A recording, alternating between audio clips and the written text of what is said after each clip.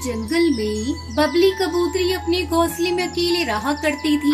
कई महीने पहले उसके पति बंटी कबूतर ने उसे अपने घर से निकाल दिया था और दूसरी शादी कर ली थी, क्योंकि बबली कभी माँ नहीं बन पाई थी। एक दिन जंगल में तेज बारिश हो रही थी और बबली अपने घोंसले में बैठी थी। तभी उसे किसी बच्चे की रोने की आवाज़ सुनाई देती है। अरे, इतनी तेज बारिश में बच्चे की रोने की आवाज कहाँ से आ रही है? मम्मा, मुझे डर लग रहा है। मम्मा, जल्दी मेरे पास आओ माँ। तब तक आप लोग कमेंट में बताएं 9+5+8 कितने होते हैं। बबली कबूतरी आसपास उस बच्चे को ढूंढने लगती है। तभी उसकी नजर बरगद के पेड़ पर जाती है। उस पेड़ पे एक नन्हा चिड़िया का बच्चा बारिश में भीग रहा था और रोए जा रहा था। तुम कौन हो और कहाँ से आई हो? इस जंगल की तो नहीं लगती। मुझे नहीं पता, मेरा गल कहाँ है? ये तूफान मुझे उड़ाकर यहाँ ले आया। मम्मा कहाँ है? मुझे मेरे गल पहुँचा दो आंटी। अच्छा ठीक है, तुम मेरे घर चलो मेरे साथ। बारिश रुकने पर मैं तुम्हारी मम्मी पापा की तलाश करूंगी। बबली कबूतर इस बच्ची को अपने साथ लेकर आती है। बच्चे ये लो, मीठे फल खाओ, तुम्हें भूख लगी होगी ना? वो बच्ची मीठे फल खाने लगती है। ना जाने ये बच्ची किसकी है, इसे तो अपना घर भी नहीं पता। मैं कैसे इसकी माँ की तलाश करूंगी? 2-3 दिनों तक लगातार बारिश होने के बाद रुक जाती है। बबली उस बच्ची के माँ बाप की तलाश करती है, पर कुछ भी पता नहीं चलता। उधर दूसरे जंगल में टुनटुनी चिड़िया पागलों की तरह अपनी बच्ची की तलाश कर रही थी। मेरी बच्ची कहाँ हो तुम? कहाँ चली गई? कितनी बार मना किया था, मुझसे बिना पूछे या बिना बताए कहीं मत जाया करो। सुनहरी के पापा, कहीं से भी मेरी सुनहरी को ला दो, उसके बगैर मैं नहीं जी सकती। सुनहरी की माँ, मैंने सुनहरी को कई बार तलाश किया पर वो मुझे नहीं मिली। तूफान इतना भयंकर था कि कई पक्षियों को तूफान अपने साथ उड़ा ले गया। शायद अपने बच्चों को भी ये तूफान उड़ा कर ले गया। सब्र से काम लो, अगर ईश्वर ने चाहा तो हमारी बेटी एक दिन अवश्य मिल जाएगी। कई साल बाद टुनटुनी चिड़िया अपनी बेटी सुनहरी को ढूंढते ढूंढते नदी किनारे दूसरे जंगल में चली आती है। उस समय बबली नदी पर पानी पी रही थी। सुनहरी भी उसके साथ थी। सुनहरी को देखते ही टुनटुनी उसे पहचान जाती है। सुनहरी, मेरी बेटी, तुम कहाँ चली गई थी? तुम्हारी तलाश में इतने दिनों से मैं भटक रही थी। चलो अपने घर, मैं तुम्हें लेने आई हूँ। घर पर तुम्हारे पापा भी तुम्हारा इंतजार कर रहे हैं। ये आंटी कौन है? मेरी माँ तो आप हो। इनके साथ मैं कहीं नहीं जाऊंगी। कबूतरी बहन, बरसों पहले मेरी बेटी को तूफान उड़ाकर ले गया था। तब से मैं इसे ढूंढ रही हूँ। मेरी बेटी को आपने अपनी बच्ची की तरह पाला, इसके लिए आपका धन्यवाद करती हूँ। बेटी सुनहरी, तुम्हारी माँ सही कह रही है, यही तुम्हारी माँ है। तुम मुझे बारिश में भीगते हुए मिली थी। शायद तुम्हें याद न हो, पर मुझे वो दिन अच्छी तरह से याद है। ये आप क्या कह रही हो? मैं नहीं जानती, पर मैं आपको छोड़कर कहीं नहीं जाऊंगी। कबूतरी बहन, इसका दिल आपके साथ लग गया है। मैं इसका दिल नहीं दुखाऊंगी। वैसे भी आप यहाँ अकेली रहती हो। मैं चाहती हूँ आप भी मेरे साथ मेरे घर चले और हम सब मिलजुल कर एक साथ रहें। बबली कबूतरी टुनटुनी की बात मान लेती है। उसे पता था कि एक माँ का दिल अपने बच्चे के लिए कितना तड़पता है। वो सुनहरी के साथ टुनटुनी के घर में खुशी खुशी रहने लगती है। एक घने जंगल में अरे टुनटुनी, ये देख, मैं तेरे लिए जूते लाया हूँ। और तू जानती है, ये जूते मैंने कड़कनाथ सेठ को उल्लू बना कर लिए हैं। तो जल्दी दिखाइए मुझे वो जूते।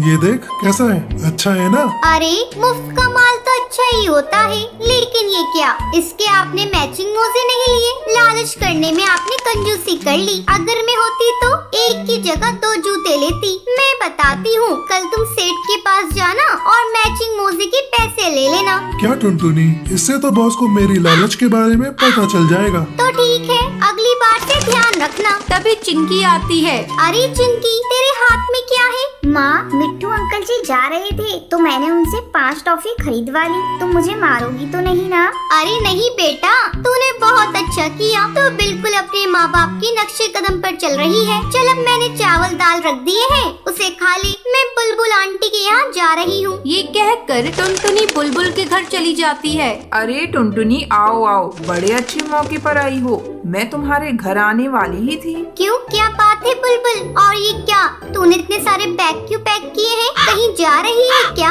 हाँ टुनटुनी, मैं गांव के जंगल में जा रही हूँ। लेकिन तेरे पास गोवा जाने के लिए पैसे कहाँ से आए? वो मेरी एक मोबाइल से लॉटरी लगी थी, पूरे 50,000 मिले हैं। उससे मैंने हवाई मोटर खरीदा है, उसी को लेकर मैं गांव जा रही हूँ। मेरे पीछे तू मेरे घर का ध्यान रखना। ठीक है, तो चिंता मत कर। हे भगवान, काश मेरी भी लॉटरी लग जाती, मैं भी गोवा जाती घूमने। मैं इतनी गरीब हूँ कि अपने पैसे से तो गोवा जा नहीं सकती। चलो देखते हैं, भगवान हो सके तो कृपा कर देना। इसी तरह एक सप्ताह गुजर जाता है। एक दिन टुनटुनी के पास फोन कॉल आता है। हेलो, आप कौन? अरे बहन जी, आपकी 2 करोड़ रुपए की लॉटरी लगी है। क्या 2 करोड़ की? हाँ हाँ बहन जी, आपने सही सुना। लेकिन आपको ये इनाम पाने के लिए कुछ पैसे देने पड़ेंगे। ठीक है, मैं अपने पति से बात करके बताती हूँ। टुनटुनी खुशी के मारे झूम रही थी। बंटी, ये देखिए, हम लोगों की 2 करोड़ की लॉटरी लगी है, लेकिन उन पैसों को लेने के लिए कुछ पैसे देने पड़ेंगे।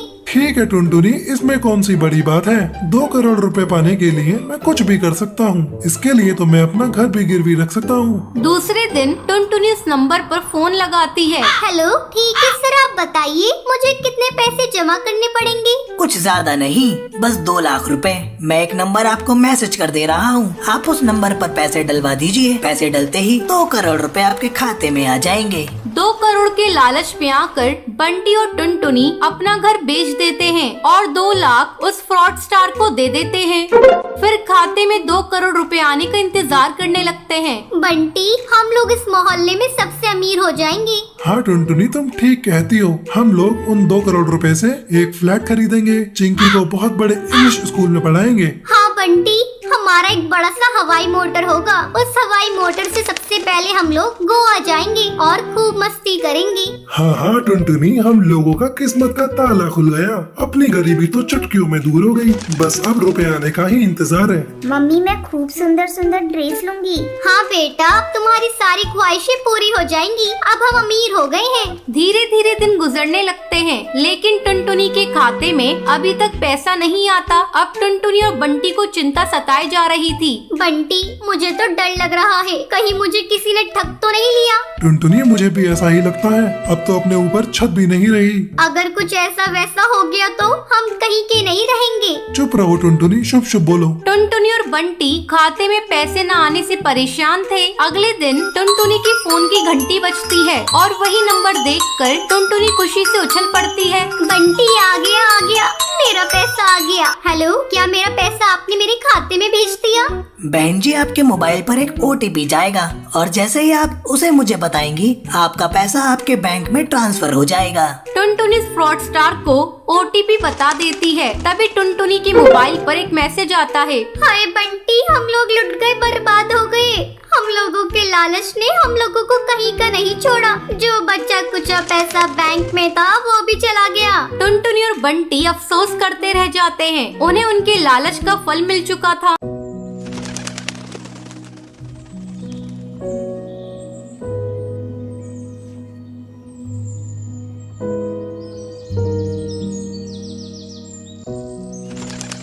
कश्मीर के जंगल में रानो चिड़िया अपनी बेटी टूनी और टुनटुनी चिड़िया के साथ रहती थी।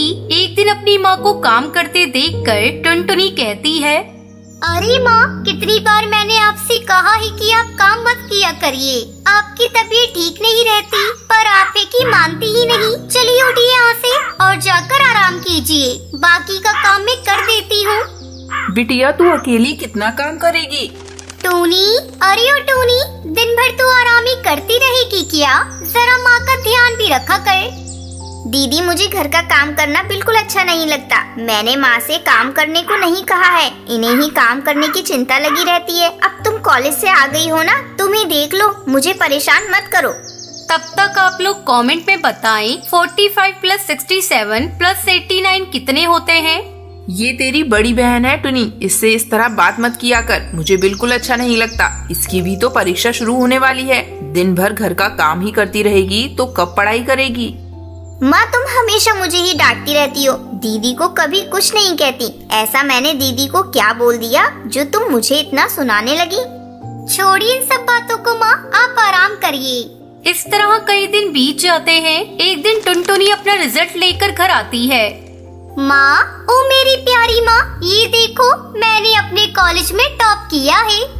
ये तो बहुत अच्छी बात है, तूने रात रात भर जागकर पढ़ाई की थी तो तुझे टॉप करना ही था। आ थोड़ी देर मेरे पास बैठ, मुझे तुझे एक राज की बात बतानी है। कई सालों से ये राज मैं अपने सीने में दबा कर रखी हूँ। अब तू बड़ी हो गई है, ये राज जानना तेरे लिए बहुत जरूरी है। कौन सा राज माँ? बाद में बताना, मुझे बहुत जोरों से भूख लग रही है, मैं भोजन करने जा रही हूँ। इतना कहकर टुनटुनी भोजन करने चली जाती है। रानू चिड़िया जब भी टुनटुनी को वो राज बताना चाहती थी, हर बार टुनटुनी टाल देती थी।